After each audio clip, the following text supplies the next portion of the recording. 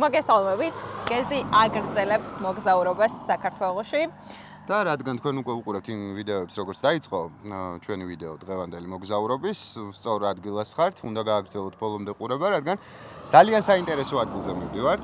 საკმაოდ ბიუჯეტური ტურია და თბილისიდან საკმაოდ ახლო მანძილზე გიჩვენებთ საქართველოს ერთ-ერთ უნიკალურ მხარეს, რომელსაც რაღაც წიგნებიდან კი ვიცნობთ, მაგრამ ესე ნანახი ბევრს არ გვაქვს. ყოველ შემთხვევაში ჩვენ ხუთნი მივდივართ, აქედან ერთია ნამყოფი. და რა ვიცი, აქტიურეთ მაქსიმალურად.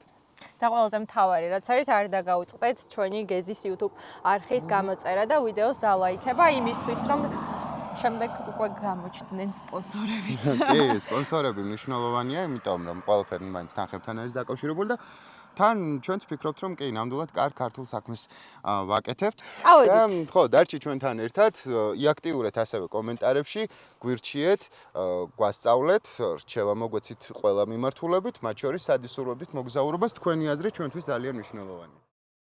როცა გადავიღოთ ვიდეო იღებს ვიჟონა რა ყოფილა სიჯამუგე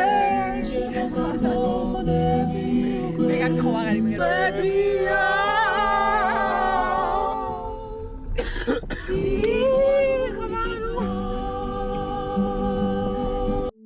ქალაქის ზურგს უკან დატოვება სულ სხვანაირი შეგრძნებაა თითქოს ყოველდღიურობას ხელი გავუშვით და თავგადასავლებს ჩავეჭიდეთ. პირველი გაჩერება კოჯრის ციხეა. კოჯრი თბილისის სამხრეთ-დასავლეთით, თრიალეთის ქედის განშტოებაზე ზღვის დონიდან 1400 მეტრ სიმაღლეზე მდებარეობს. აზეულას მთაზე თავდაპირველი ნაგებობა მე-9 საუკუნეში აუგიათ. ციხეს უწინ აგარათა ციხეს, ხოლო შუა საუკუნეებისთვის აზეულას ციხეს უწოდებენ. ის 1113 წელს დავით აღმაშენებელმა აიღო, ხოლო 1123 წელს დავით აღმაშენებელმა ციხე ორბელს უწყალობა. 1177 წელს ქოროღლის ციხე დემნა ბატონიშვილისა და იოანე ორბელის შეთქმულების ბუდეც ყოფილა.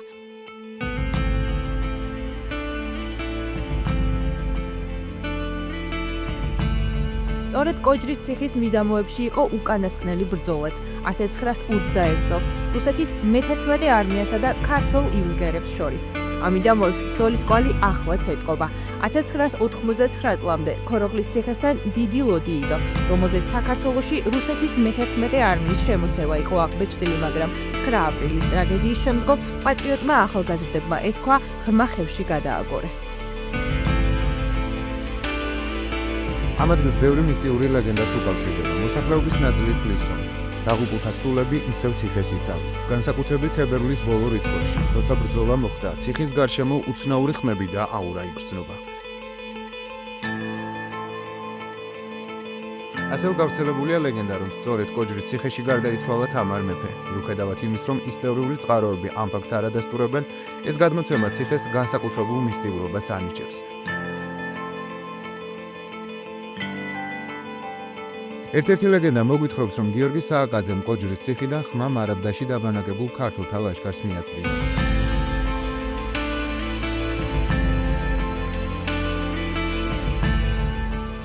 კიდევ ერთი ლეგენდა უკავშირდება გმირ ქოროღლისა და თინა წავკისელის ისტორიას. გადმოცემის მიხედვით ისინი კოჯრის ციხეში იმალებოდნენ დრისგან. ეს ამბავი ციხეს გმირობისა და სიყვარულის სიმბოლოდ აქცევს.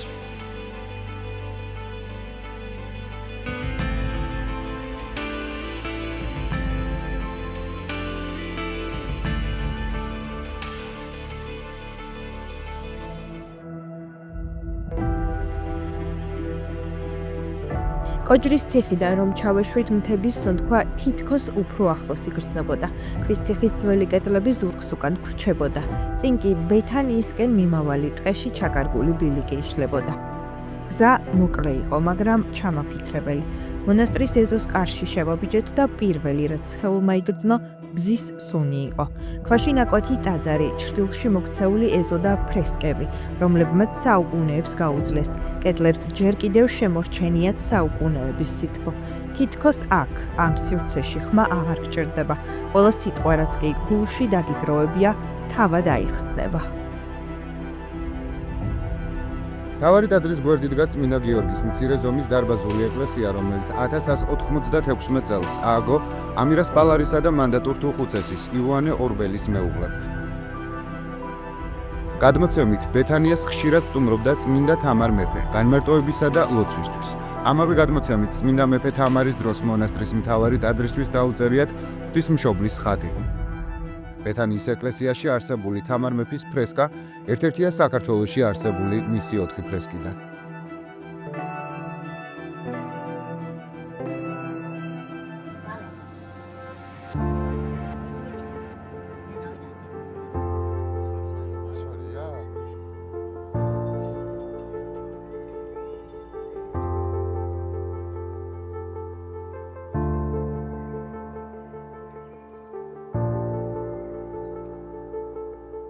ორი ოპერატორი ზიხარ და კაცი. აი კიდე როგორ გადავიდო სამსახურში ვარ. ეს მაგარი ზარმაცამის მარჯვნივ. რა განეთ გადავიღო ეკრანზე. გახავ, ბიჭო, გახავ. ხი ვერ დავდგი. აქ მე დავდიგოდი, აქ წვარი მყავს გამორეკილი, აქ იყავს. გვაცადე ცხოვრება, ხო? ჩემი არ მინდა რომ პოსტა გადაურთო და განახოთ ასე. მიდი, გაიგო. არ მინდა დენზე გადაურთო, კაროჩი რა.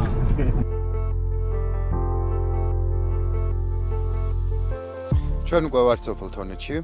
აქაც უნდა შევხვდეთ, იმიტომ რომ ამ სოფელს უკავშირდება ძალიან ბევრი ადამიანის ცხოვრება. კი, მათ შორის ვაჟობშაულოს ცხოვრებაც და აგერ ერთ-ერთმა ადგილობრივმა გააკეთა ბიბლიოთეკა. გამაკეთა ბიბლიოთეკა და წავვნახოთ. კი, ზოგადად სოფლებში ბიბლიოთეკა იშვიათობაა და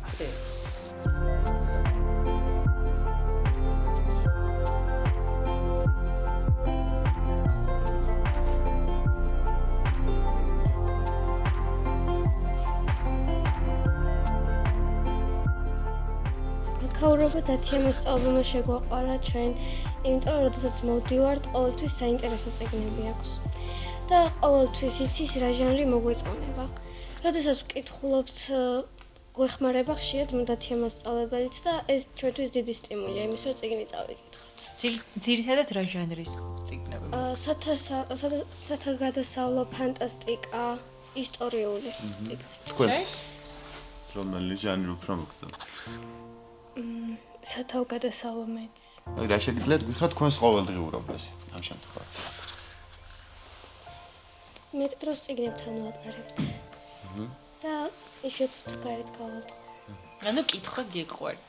თქვენ ორ შორის ყველაზე მეტად რომელს გიყვართ კითხვა? მე ხართ თუ არა წიგნის კლუბის წევრი, შეუძლია როგორ შეუძლია რომ გაწევრიანდეს და რას აკეთებთ ხოლმე? წიგნის კლუბი როცა იმართება ხოლმე, წიგნებს ანუ განვიხილავთ ხოლმე როგორი არის, რა ხდება იმ წიგნში. ამ წიგნის კლუბში ყველა შეუძლია გაწევრიანება და საინტერესოა ეს წიგნის კლუბი. თხოვნა გვაქვს ერთი გამომცემლებთან ამ შემთხვევაში და საკმაოდ ბევრი ხართ და საკმაოდ ისეთ კარგი საქმე მოგონდა საქმეებიც აკეთებთ და წიგნების დონაცია არის ყველაზე კარგი რაც შეგიძლიათ გააკეთოთ.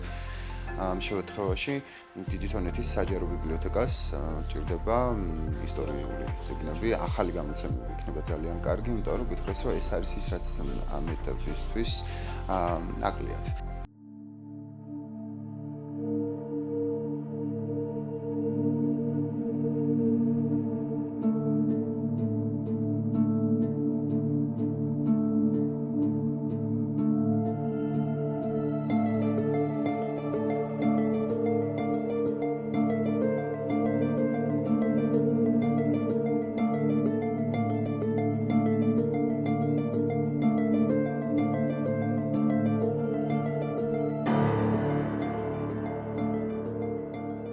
სამცხე ძველი სოფელი არ არის. თონეთში ადგილობრივი მოსახლეობა არის სამცხე-ჯავახეთიდან გადმოსახლებული თურქული ოკუპაციის შემდეგ. აქაური გვარები ბადალაშვილები, შავშვილები, ტატუაშვილები, ნონდარიძეები მესხური გვარებია სულ. ეს ადგილები ლეკიანობისგან დაცლილი იყო და აქ დასახლდა. ეს სკოლა ვაჟა-ფშავლას არ დაუარსებია, ვაჟა-ფშავლამდე აქ იყო მასწავლებელი ვინმე ჭელიძე, რომელიც ოჯახური მდგომარეობის გამო ითხოვა განთავისუფლება და წერა-კითხვის გამორჩეულმა საზოგადოებამ ვაჟა მერე არ გამოგზავნა. აქაურმა მედუქნებმა მუჯიშვილებმა აუშენეს ნარდად ეს შენობა იყო ეს შენობა ორთვლიანი ერთში იყო სკოლა მეორეში თვითონ იდგა ოჯახით და მალევე მღვდელთან და მამასახლისთან კონფლიქტის გამო იძულებული გახდა აქედან წასულიყო თუმცა მე ვფიქრობ კვალი მნიშვნელოვანი კვალი დატოვა იმიტომ რომ როცა ჩამოვიდა სულ რამდენიმე ადამიანმა იცოდა ხელის მოწერა მე მახსოვს იმდროინდელი ქაღალდები უმეტესობა ჯვარი არ დასრულდა. როცა მიდიოდ, როცა გაუშვეს აქედან დაახლოებით 80-მდე თონეთელი აწერდა ხელს უკვე ის დაბრუნებას. ეს ხელს უაწერდა, ესე იგი მანასწავლა მოწერა კითხვა.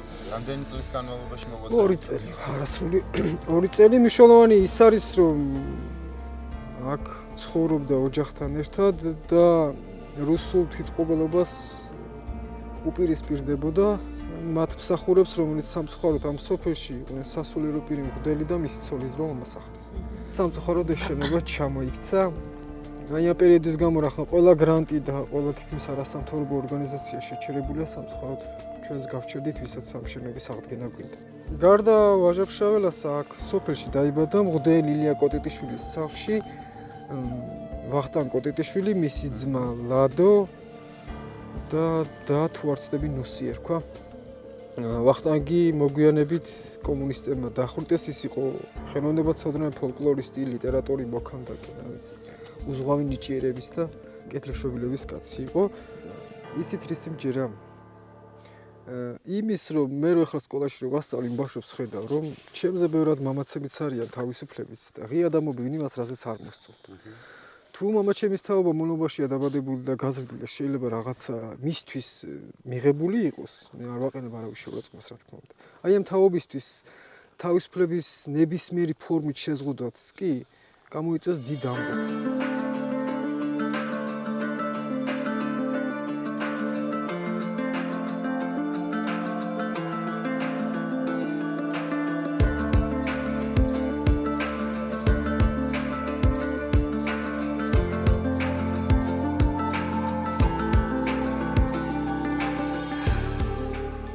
ჩამოვედით მანგლისში და პირველი ესე ვთქვათ ადგილი რომელსაც აქ უნდა ეწვიოთ არის ალგეთის ეროვნული პარკი. ჩვენ ახლა ვიმყოფებით ვიზიტორთა ცენტრში და სწორედ ვიზიტორთა ცენტრის დახმარებით და საშუალებით იმ ადამიანებს, ვისაც სურს დაცულ ტერიტორიაზე მოგზაურობა, სწორედ აქედან ამ ტერიტორიიდან დაგეგმავენ თქვენს მარშრუტებს. თვითონ ტერიტორიაზე შესვლა არის უფასო, რაც ჩემთვის მაგალითად მოულოდნელი და სასიამოვნო იყო. აქ ტერიტორიაზეც როდესაც შემოდიხართ, უკვე ხვდებით, როგორ საოცარ ადგილას უნდა წახვიდეთ, იმიტომ რომ თვითონ აი ცენტრის ეს ეზო, რაც არის და შემოსასვლელი არის მართლა ძალიან კარგად მოვლილი, უნიკალური წიწოვანი ხეებით და არის სხვადასხვა, ასე ვთქვათ, ატრაქციონები, გასართობი. წავედით ვიზიტორთა ცენტრში. გამარჯობა, მოგწონდი. ალგეთის ეროვნული პარკი ნაკრძალის სტატუსით არის შექმნილი 1965 წლიდან და მისი შექმნის მიზანი იყო აღმოსავლური ნატვისა და კავკასიური სოჭის სამხრეთ-აღმოსავლეთ არეალის დაცვა. განსაკუთრებით მდიდარია აი მცენარეულობით, რაც არის წარმოქმნილი ეს თავად ქმნის მიკროკლიმატს მიმდებარე დასახლებებისთვის და განსაკუთრებით მაღლისისთვის სწორედ აი ამან განაპირობა მისი კურორტოლოგიური მნიშვნელობაც და ამით არის ცნობილი 2007 წელს კატეგორიის შეცვლა, დაცული ტერიტორიის კატეგორიის შეცვლა და ნაკრძალიდან გადავიდა ეროვნული პარკის კატეგორიაში. ეროვნული პარკი მართავს თავის მართვის ქვეშ უშუალოდ ეროვნული პარკი და სამი ბუნების ძეგლი. ეს გახლავთ წალკის კანიონი, სამშვილდის კანიონი და ბირთვისის კლდეების კომპლექსი. უშუალოდ ეროვნული პარკის ტერიტორიაზე გვაქვს დასახლებული მცირე კომლიანი სოფლებია, მაგრამ ყოველ შემთხვევაში ამ ინტერესზე მოქმედი კი ტერიტორია იმდენად ლამაზია. სამწუხაროდ იმიგრაციის მოჩვენებელი მაღალია, თუმცა ადგილობრივი მოსახლეობა ცხოვრობს. საშუალო სირთულის ბილიკებია, თვითონ უნდა განსაზღვროს სურველმა, შეძლებენ თუ არა სიარულს. ეცეთ რა ტერიტორიაზე მეორე ხარისხოვან გზაზე, რომელიც უშუალოდ ბილიკზე არ გადის, ეს სოფლებთან მიმავალი გზები რახან არის, შეუძლიათ არჩენ თქვათ ისეთი ლოკაცია, სადაც ნაწილობრივ შეუძლებენ ბუნებაში გასეირნებას, თუნდაც პიკნიკს, რასაც ვთავაზობთ, არის ვიზიტორებს კოტეჯები, რომელიც უშუალო ტერიტორიაზე გვაქვს წარმოდგენილი და ბილიკებზე ეს კოტეჯები. ერთი ორდღიანი მსურველობისთვის არის ზემოჭინჭრიანი სოფელი დაახლოებით აი ამ ნაწილშია. ეს კოტეჯი ძალიან ისე ვთქვათ ლამაზი კოხტა პანორამული ხედებით არის დატვირთული და მეორე საკმაოდ ახლოს არის მანგლისთან 3 კილომეტრი არის სულ რაღაც მანგლისიდან აი დაახლოებით. აი ამ ნაწილშია ეს კოტეჯიც აქეთ არის აი აქ. მივემართებით ნაგრძალისკენ და ყველაზე კაი ადგილი შეხვდა კუშურას. ყველაზე კაი ადგილი. ექსტრემის პიკი. ექსტრემი ხარან როგორ რა ხარ მომიცი კამ. აღარ დაუბენა. აქ რო ასე. აღარ დაუბენა. უფიფინებს კარი უფიფინებს.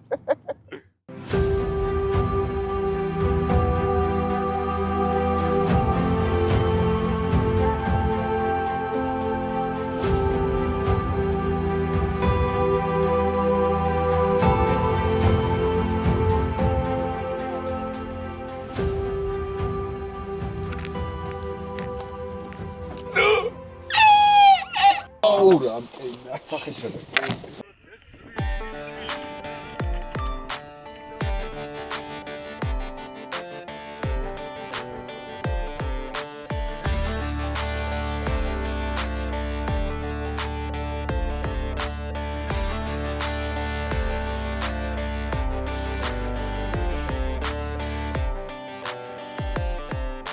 კარგი მზის სხივებით მივიღოთ ვიტამინი, მოვუსმინოთ ჩიტების ჭიკ-ჭიკს. კი და ახლა აქ ჩავსვავთ დრონის კადრებს. გადათვალე.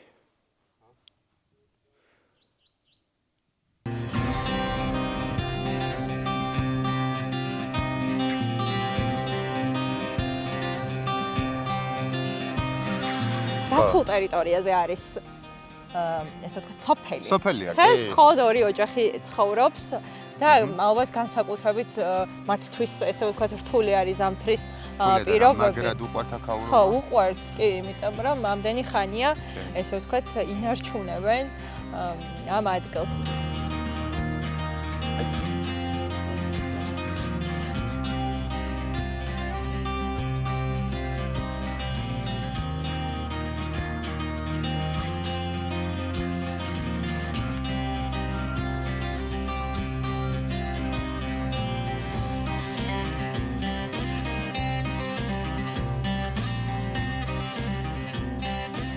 აქეთ ძროხები, აქეთ ხები, არსაც კლინტი, ყველგან ყველაფერი ნატურალური და ბუნებრივია. ორი მეზობელი ვარ და კარგია მეზობლობა რამე აქეთი. ეხლა ხო ერთი ოჯახი ვითხართ ალბათ. ხო. აი რო საუბრობს ხო კარგია რამე რო ლაპარაკი არ დაგავიწყდეს. ყველაფერი მოდის მოსავალი. ჩვენ არაფერს არ ავყიდულობთ აბსოლუტურად, ყველაფერი ჩვენ მოდის. ნატურალური ყველაფერი. ის ნაწარმი ჩვენი გვაქვს, პროდუქტი ჩვენია და ერთი ხალხი გვაკლია. აი აქ არის სულიერად რომ დაისვენო. აი რასაც ქვია სულიერად დასვენება. წარმოიდგინეთ რომ თბილისში მიწევს ჩასვლა მანგლისში არ შემიძლია. ხმაურს უკვე ვეღარ ვიდან. რამდენი წელია რაც თქვენ აქ ცხოვრობთ? ალბათ 15 წელი მაინც არის. უკვე ბავშვები რომ დიდები იყვნენ და ბიჭმა ცოლი მოიყვანა, მე წამოვედით ჩვენ აქეთ. თქვენს ესე ვთქვათ ოჯახურ ბიზნესს რა გითხრათ, რას თავაზობს ტურისტებს, დამსვენებლებს? ტურისტებს ეხლა დაგვეწყება ნატურალური პროდუქტი, ხინკალი, ხაჭაპური, თიულური ერბოყველი. განთქმული ხართ თან. განთქმული. ყველა მეგმითხრა იქ მიდითო. კი, რა ვიცი, უკმაყოფილო არავინ არ წასულა და. ეხლა როცა ნატურალურს ჭამენ და გემოს სხვა არის. ერბოთი და კარაქი დამზადებული ხაჭაპური სხვა.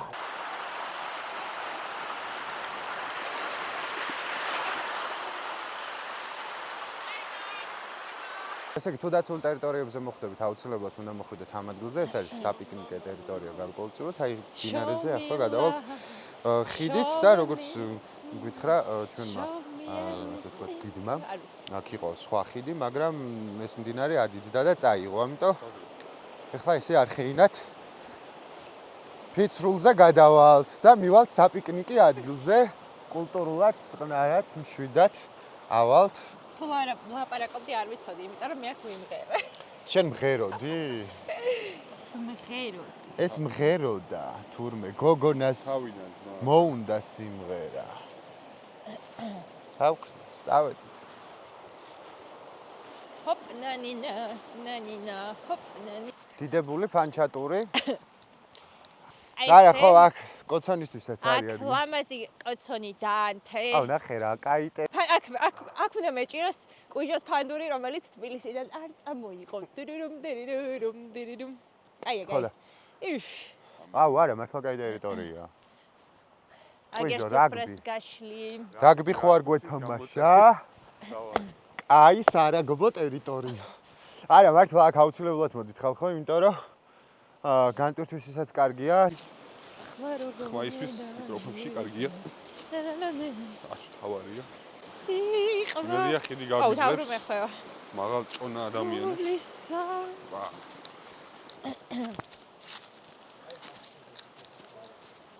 ესე ამას აკრავენ ხოლმე რა თვითონ. აჰა.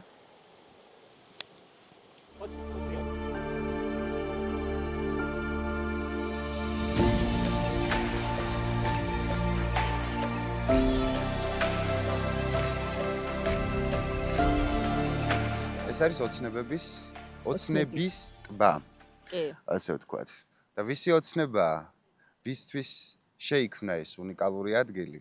ამას თავად ეს ადამიანი გვეტყვის, ეს არის ქალბატონი მერი, რომელთა შეხვედრა არის ჩვენთვის ძალიან სასიამოვნო. აი ესე გააკეთა ეს ტბა. არც შვილს გაუგია. ორი ვაჟეშვილი წორშვილი ამბები. არც თამუნას გაუგია ჩემ გოგოს და არც მე. ჩემ შვილებს უთხრა რომ მეო დედაშენს მიუძღვენი ეს ტბაო. იცოდეთო. ოცნების ტბა ქვია ესე ოფიციალურად ამ ტბას. თუმცა ყველა მიცის უბრალოდ ბურატინოს ტბის სახელი. ეს დაარქვეს, იმიტომ რომ ჩემ მეუღლეს ცოტა გრძელი წვირი ჰქონდა. ქალბატონო მერი, ისე თბილისიდან მანგლისში როგორ გათხოვდით? ესეც გითხრათ.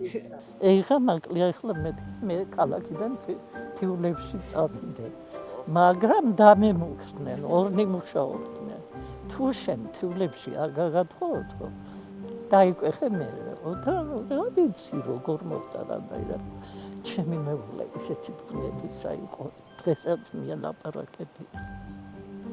ისეთი ბუნების იყო. ამდენი წელი ერთად ვიცხოვრე და ერთხელ უთქვია რომ აი ესეთი ნათქვამია წინ ზიხარ და უკან გაიწირო. ეს არ უკადრებია. მე ვარ ყველაზე უხუცესი. რამდენი წლის ხართ? 90. ჟას ეტყოდით პატარა მერის. ვეტყოდი რომ ყოფილი გამდიდიყო ძალიან კეთილი, თბილი, ყველას მიმართ პატივისმცემელი და სხვა რა ვიცი. ცხოვრებაც აფასებს ამას, ხო? დიახ.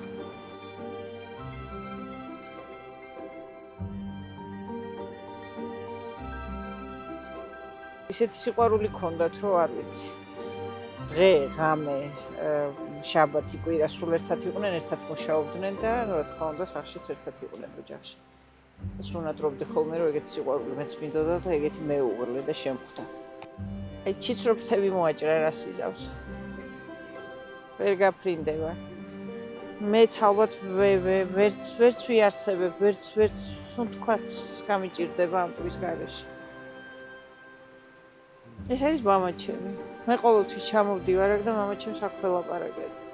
დატოვა ქვეყნისთვის, ხალხისთვის, ოჯახისთვის ესეთი მშვენიერი ადგილას, მით უმეტეს ალბათ გეტყობდნენ რომ ნაგავსაყრელი იყო აქ და არავის არ წარმოედგინა რომ აქ ესეთი რაღაცა იქნება. ხო, დასწინოდნენ ოჯახის წევრებიც პლიაჟი, მანგლისში. გაშვრებით წყალში ფულს ყრი, წყალში ფულს ყრიოდა, ხო, წყალში ყრი ფულსო. და აი ჩაყრილი ფული აგერ ხო, დედამ არ ვიცი გითხრა თუ არა ამ ტბის გასაკეთებლად გამოიყენა რუსული ჯარი იყო მანგლისში. გითხრათ? ხო და ერთადერთი კაცი იყო რომელმაც რუსული ჯარიო საკეთილდღეოდ გამოიყენა კაი ამისთვის და არა რაღაცა სამტროთო ხო და ავიტოვოთ ეს ტექნიკას ვცდილობთ რომ ადამიანის ეს დანატოვარი როგორც ჩვენი ესე ვამბობთ ხოლმე რა, მამაჩემს 4 შვილი ყავდაო. ჩვენ და ტბაო. ხო, არა, დავითი, შოთა და თამარი და მერე ტბა. 19 იანვარს უნდა ჩამოხვიდეთ თქვენ 19 იანვარს. ყველას ვეპატიჟებით ხოლმე. ტრადიცია გვაქვს. არის, ეგაც მამაჩემის ტრადიცია იყო სახლის წინ წყაროსთან ეს მთის ხალხი წყალკურთხევას მდინარეზე ვის მდინარე ვის წყარო და იქ დილით იწყება 7 საათზე უკვე ხინგალია მოხარშული. სახლის წინ ვაკეთებდით და მე თქვი ბოდი მამაჩემის ის არის მე ის წყაროც დაშერა და იმ წყალს რა დააშორებს და გადმოვედით აქ 19 იანვარს მოძღვრები ჩამოდიან ტბას აკურთხებენ და მე იწყება ხინკალფართი თანამედროვე ენაზე. კი, ისე რომ დაპატიჟებულები ხართ, რაც მეტი უკეთეს. გეზის კალენდარში ეს თქვენ არ იცით ეგ რა დღეა. აქ ერთხელ ვინც მოხვდა უყევშო. რა ეკი, არა, ყმად მაინც თავისი იცის ხოლმე ხო დაგთმება.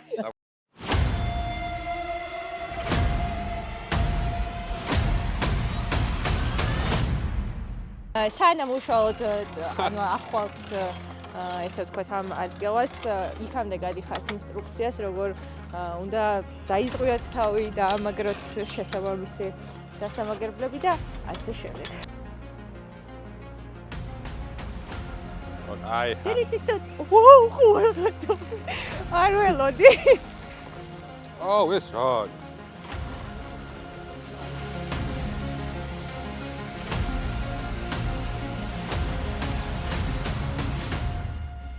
ყვიჟო აქ როგორ გადახვედი?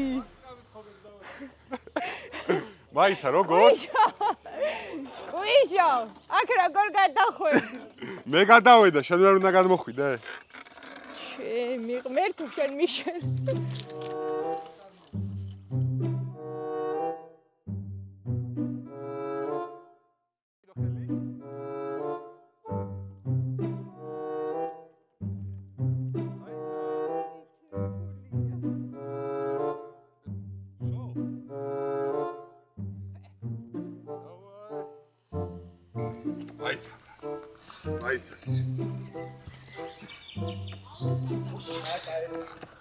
აი ამერია ეხა ორიენტაცია და Jesus Christ! ხوار გადავ, ეხა ჩავიხედე.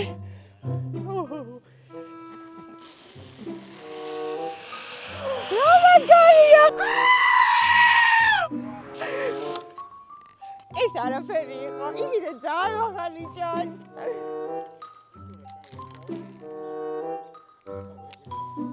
კმაყოფილი ვარ. დღევანდელი ტურით, ექსტრემ ტურით. ჩემი აზრით მეორესაც გავიმეორებდი. ვაუ, რა გაია? რაღაცა ვოლი კარგი ჩანს, ყვიჟო.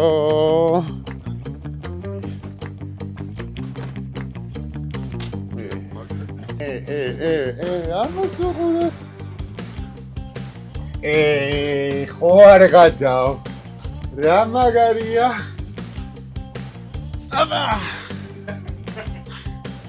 ანუ რამული საძინები. ბიჭო, კაია, ჩემ მევწები აქ რა. აი, ცხონება რა. აი.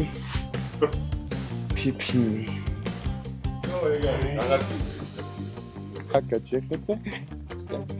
და. აბა. აი.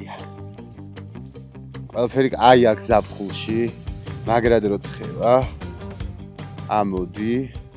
რავი, ვადაპტირდით უკვე აქ. ძალიან კაია, ჩვენი მეგობარი. მოკლე აქ არის. აუ მოკლე ადექი რო გაიგო რატო გეძახით მოკლეს. მიდი რა. ესე დავუდგეთ. მოკლე აქ არის. კაი სიტუაცია რა. მოეწყეთ ვოშინაურდით, კაროჩე. კაროჩე არ უნდა დავიდან ძმა. კარა, კაროჩეც იყოს რატოს დავადებთ თუ რამე. კაროჩე ხა, ისეთი თემა. ხო და მართლა კარგია რა, კოტეჯები მანგლისში, მართლა არ ვობოდით ამას, იმიტომ რაღაცა ჩემ წარმოდგენაში არ იყო თქვა ასეთი, აქ შეგიძლიათ ოჯახის წევრებთან ერთად, მეგობრებთან ერთად ამოხვიდეთ. ეს რა შეშხინდება ეხა. კაია. მოკლე აქ ზამთარი ისე როგორ იცის? ზამთარი საშინელია. კაცრია? პატარა ციმბირია თაური. საფხული? საფხული გრილი და აუ ძალიან მაგარია. საფხული მაგრა გაასწორებს.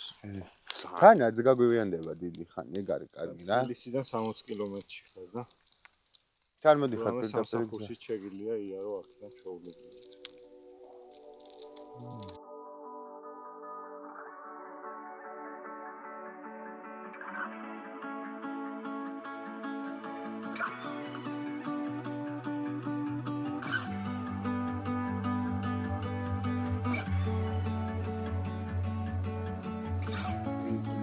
ვიჟო ილიზილი ადრეს ტელევიზორია იუთუბერები ტელევიზორს არ უყურებენ ან უყურებენ მაგრამ YouTube ჩათის ამერკეთი გეზი აბა ნახვა ის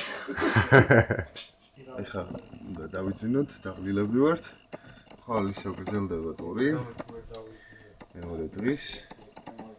მგონი რომ ძალიან კარგი რაღაც გამოვიდეს. დაგვა ლაიქეთ, დაგვა subscribe-ეთ, დაგვა follow-ეთ, დაგვა კომენტარეთ. ეს ყველაფერი ქენით იმისთვის რომ ვიყოთ რა.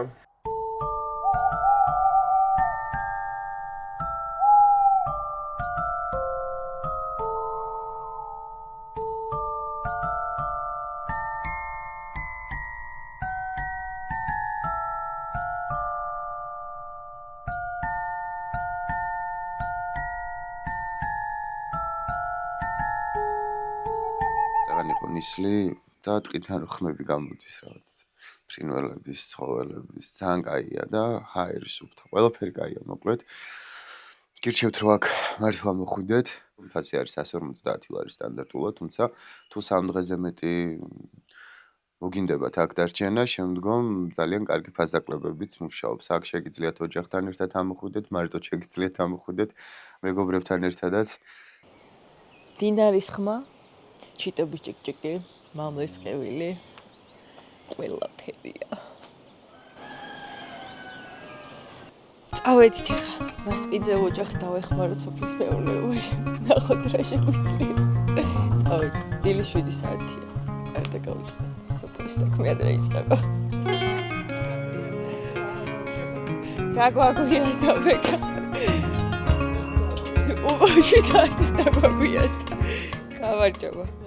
დილის რუტინა ძირითადად 5-დან იწყება, ანუ გაზაფხულია და გადავნო რაღაც საკონი. რამდენი სახეობის ყველს აწარმოებთ თქვენ? ყველს ამ ეტაპზე სულ გონს მხოლოდ შეკვეთით, ჩეჩილი ყველია ყოველდღიურად იმერული, რაზეც უფრო დიდი მოთხოვნაა და დაძველებული ხაჭო, ანუ დაძველებული ყველი უფრო ფესტივალისთვის. ესია, მოკლედ, თუ გინდათ ნატურალური რძის პროდუქტი, ნატურალური თაფლი, ასე შემდეგ უნდა ჩამოხვიდეთ ალგეთში და ეწვიოთ თამაზაშვილების ოჯახს, რომელი უფრო რთულია ის საკონები. ესე რომ შევადაროთ, ანუ ფუტკარი. რომელი მესაქონლეობა, რა თქმა უნდა. მესაქონლეობა რთულია.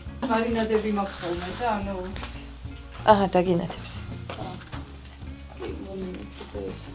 ეს სორტი მამ ანუ რაღაც მიმოხდება ბაზარში, მაგრამ ძირითადად მაინც მწნილებზეა.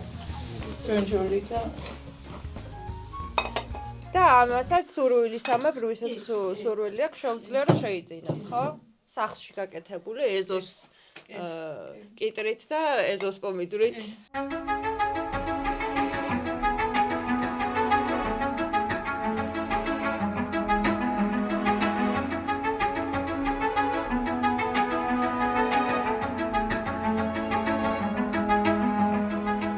უნიკალურად გევას მოვედით მანგლისის სიონის ტაძარში. 4 საუკუნესდან უკვე ეს ტაძარი არის. ეხა ესე ვთქვათ რა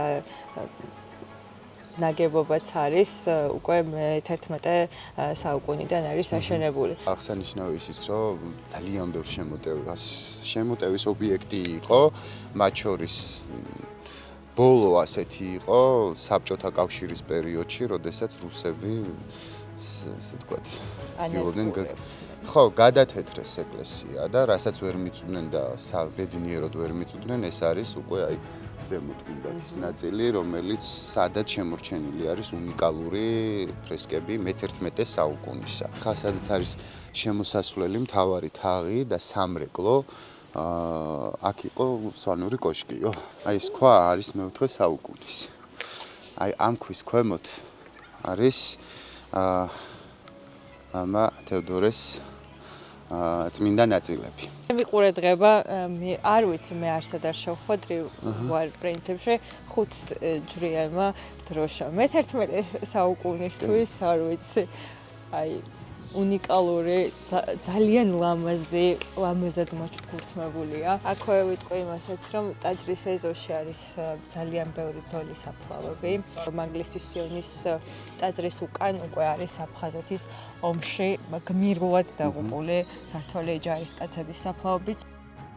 მირიან მეფეს ეწყინა, რომ მარატონ მაგლისში დააბრძენეს ფეხდაფიცარი და სამჭრელი უსმანი და მაინც მიდანინო უთხრა, რომ თქვენ მათ მცხეთაში არის კიდე დიდი სიწმინდე, კვართი უფლისა, დაონებული და მაშინ დაამშვიდა წმინდანინო და აი წავედ მე-4 საუკუნიდან ამ ტაძარში მე-12 საუკუნებამდე ინახებოდა ეს სამჭველი. აი ზედსახდელი ქვა არის კიდე იქ, ჩვენი მეუფისგან ვიცით, ზედს ხდიდნენ აქ მიწაშია და ნახე წმენით ვიც მეახლე მამამოჩენოს ვიძახიან და წვებიან და აი ხონდროს ვიდა წელის ტკივილების და ეს ხო სასწაულ მოქმედია. კი.